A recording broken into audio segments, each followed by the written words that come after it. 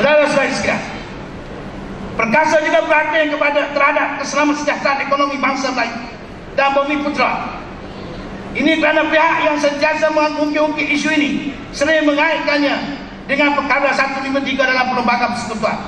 Mereka mempertikaikan hal ini oleh kerana mereka lupa atau sengaja melupakan hakikat bahawa perkara 153 adalah dalam Perlembagaan Persekutuan adalah wujud berasaskan prinsip kontrak sosial atau kontrak bangsa. Oleh sebab itu, perkasa menjalankan satu kajian ringkas mengenai perkara 153. Perkasa dapat dibawa rahsia mengenai perkara 153 ini adalah tersimpan dalam handset atau penyata resmi Parlimen British bertarikh 12 Julai 1957. Dalam penyata itu, Alan Lennox Bjork atau kita sebut Boyd Bjork selaku the Secretary of State for the Colonies atau selaku Setiausaha Negara bagi tanah jajahan British menegaskan bahawa perkara 153 dalam Perlembagaan Persekutuan bukannya dimaktubkan atas desakan bangsa Melayu dan Bumi Putra, tetapi atas arahan penjajah British atau tuntutan kumpulan perikatan pada waktu itu.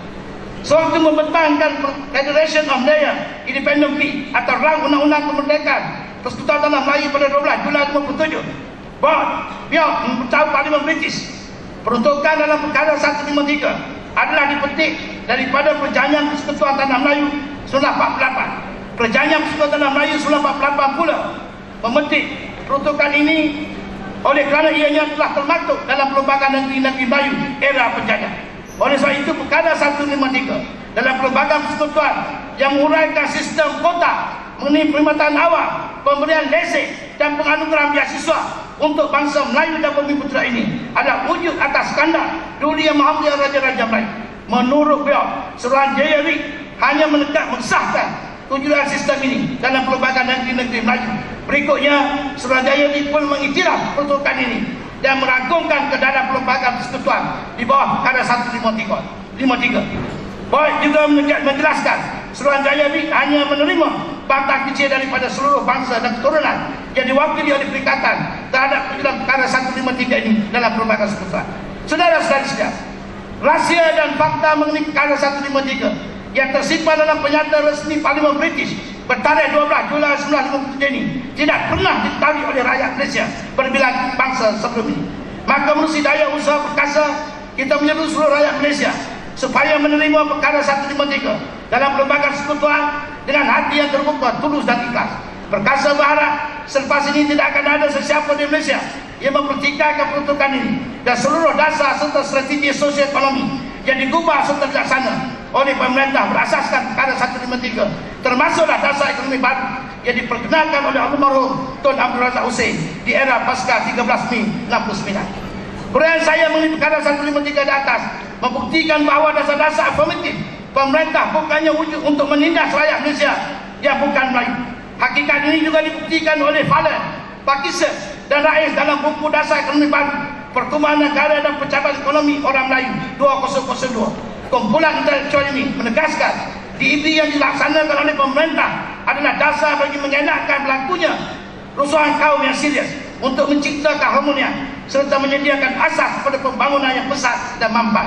Hakikat ini turut dikupas kebenarannya oleh pemimpin keturunan Cina kontemporari. Ia juga turut dibuktikan oleh Gomez dan Jomo dalam bukunya Malaysia Political Economy, Politik Patronage dan Profit 1997 yang menguraikan pelbagai kisah kejayaan rakyat keturunan Cina dan India berbanding bangsa Melayu dan Bumi Putra dalam konteks macam ekonomi, perdagangan dan perdagangan Malaysia.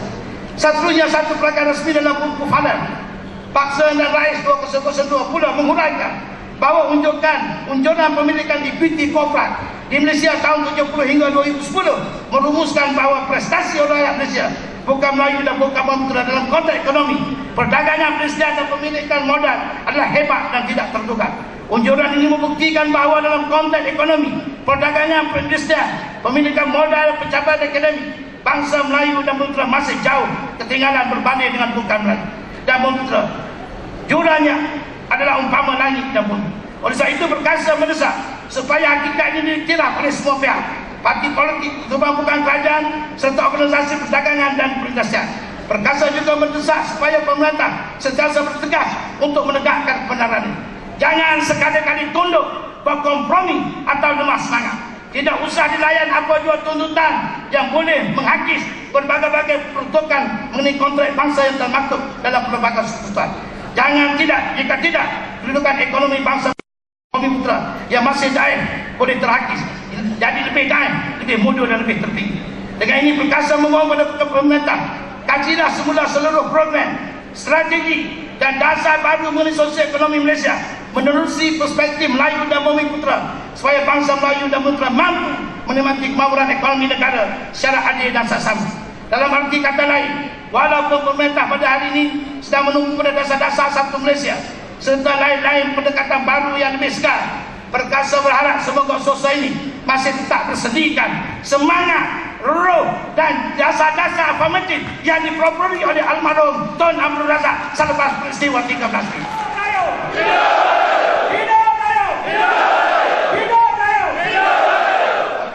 Assalamualaikum warahmatullahi wabarakatuh.